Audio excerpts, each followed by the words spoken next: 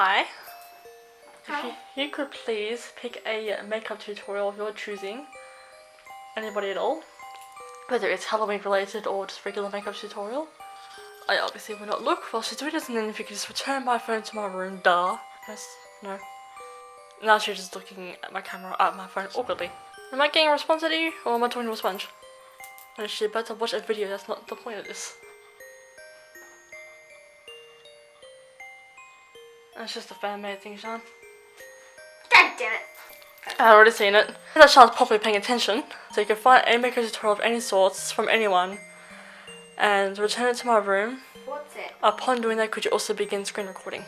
So instructions, not that difficult. Yes, no, okay. Screen recording once you found a video. Screen recording as I'm finding a video. Whilst I'm waiting for my sister, just now off camera, she was whinging that she couldn't really find a makeup tutorial by manual search, so I said to her just to search it up, and Sean has finally found a video. Hey, what's up, dudes? This channel has been really gore heavy for most of its creepy little life, so I want to get back into glam a bit more. It's half the name after all. Let's start with some brows, since I lost mine in my spam folder. I'm using Anastasia Beverly Hills Dip Brow in chocolate on a thin angled brush. I have a full video on how to do my Invisibrows, but it's a bit outdated, so think of this as a slightly more updated refresher. I start by determining the arch I feel like having by drawing the entire lower line of the brow first. Okay, apparently she's doing her eyebrows, and don't ask me how this kind of keeps moving.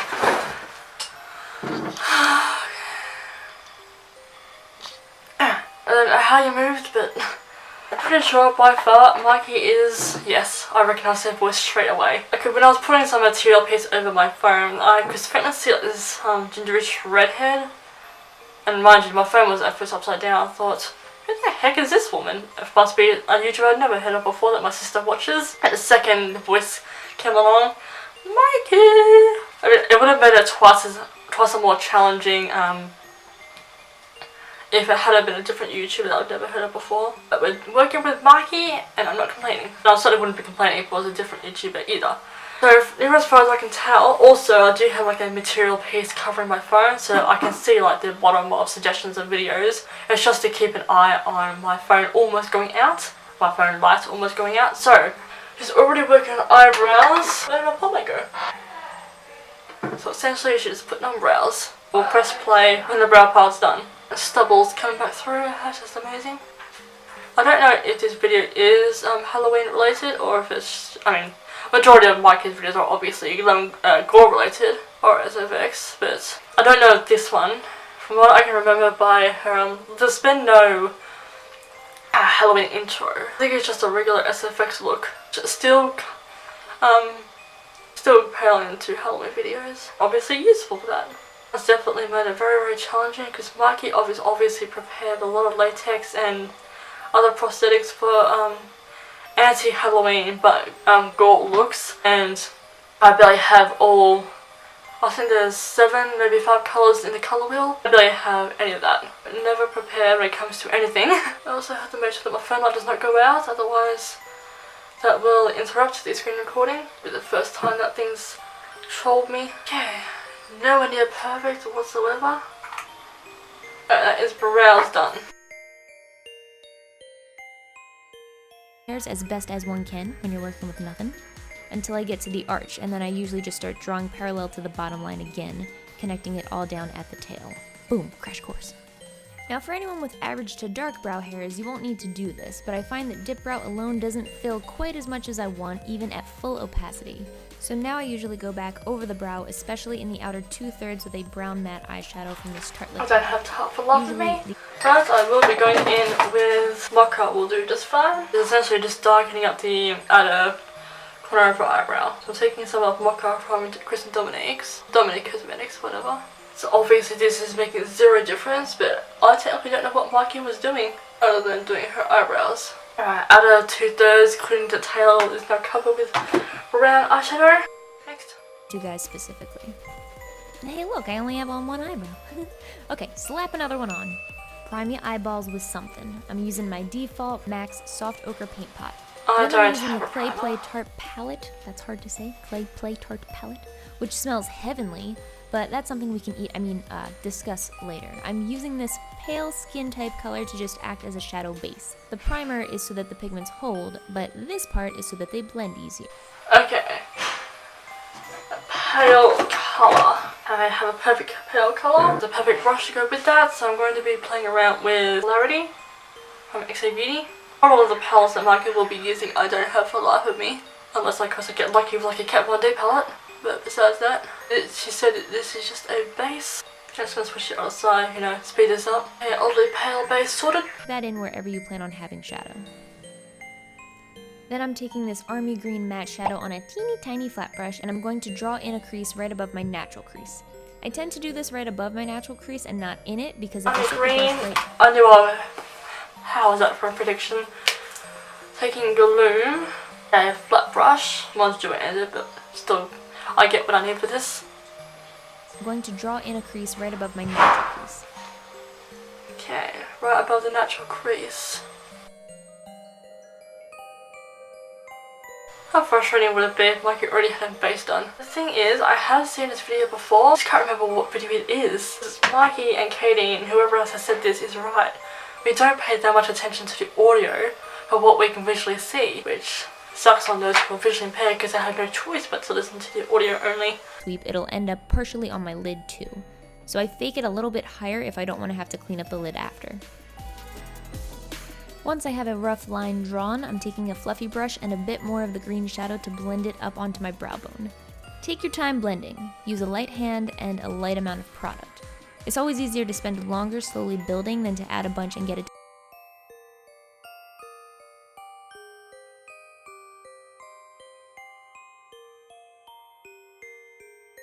hand and a light amount of product. It's always easier to spend longer slowly building than to add a bunch and get it done quickly and then have to take it all off and start over because you ended up with heavy shadow all the way up to your brow.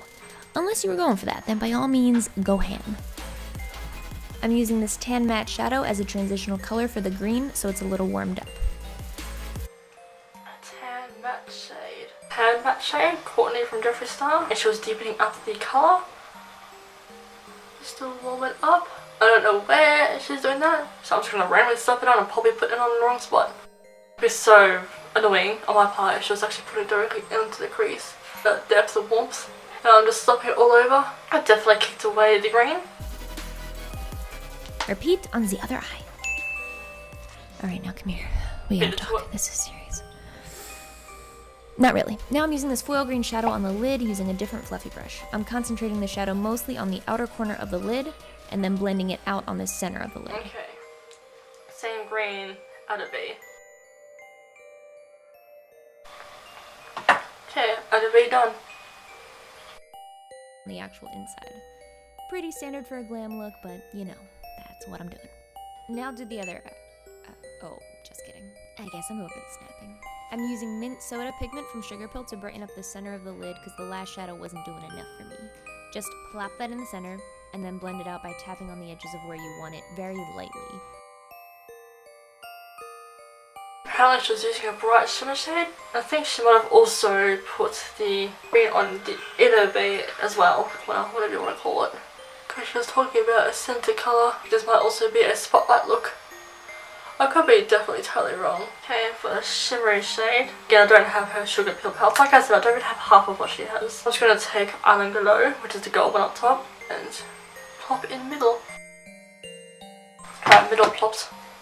Pill pigments are so light that they're really easy to blend out, and doing too much will actually just wipe most of the product away. So use that finesse. Then I'm taking a very shimmery pearlish pigment that I've had way too long, but I won't stop using it until every drop is gone because it's so fluff and pretty in person, but I'm using that on a clean fluffy brush to pat some onto the inner corners of the eye. If you want this to pop... The only thing that comes to mind with that is the wrong side is Holy Grail on the outer corners. I'm not sure because it's specifically more of a highlight shade. I definitely get the biggest blend of this makeup look is not coming up the same as hers. Right, shimmery shade on the outer corners done, even though it looks like I just wiped my brush on it. Some white eyeliner in the inner corners before patting on the pigment. Quickly for the under eye, I'm using the same matte army green shadow on the same first tiny flat brush.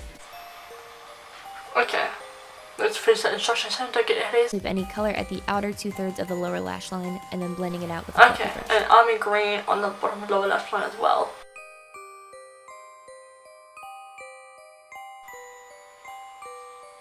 To sweep any color at the outer 2/3 of the lower lash line and then blending it out with a fluffy brush.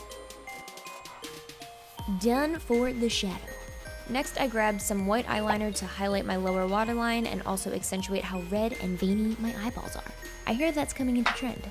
Very allergy chic. Then I'm...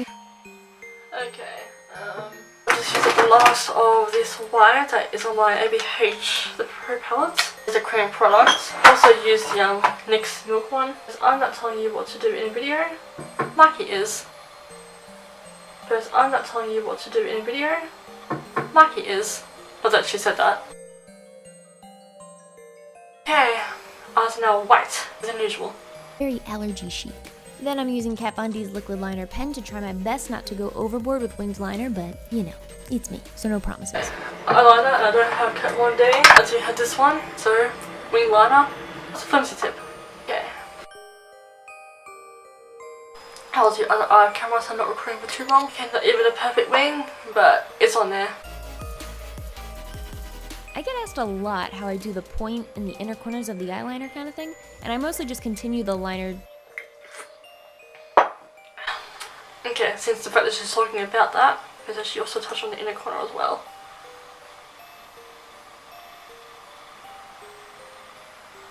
Eyeliner is now a shit show on this side. No! I wasn't mind the flimsy tip one up until that happened. I look creepy, oddly. I am creepy. Down another millimeter, maybe it's smaller or bigger, I don't know. I'll hold a ruler up to my face next time. But I drag that down a tiny bit more and then I pull it back up to connect it where my tear duct meets the beginning of the waterline. To be real specific. Probably no one needed that much specificity, but you got it anyway. Do the mascara thing, upper and lower. Nothing about curly lashes, so my mascara is Bashan, so I have a different one. I have this random supersizer. That's what she wanted. Mascara done, top and bottom. But pop sound failed. Then I highly recommend you do the lash thing too. These are House of Lashes iconic. Okay, false lashes. She's definitely no doubt using dramatic ones, so I will too. I'm going to go in with this very, very bottom pair here, which is the Rebel. BRB. Okay, battery's already running low, but I'm pretty sure we are actually almost finished. Lights, aka the less intense version of their usual iconic lashes. Didn't think I'd like these because iconic, the regular kind, is one of my all-time favorite styles ever. And I usually like bolder lashes as opposed to like the gentle looking kind.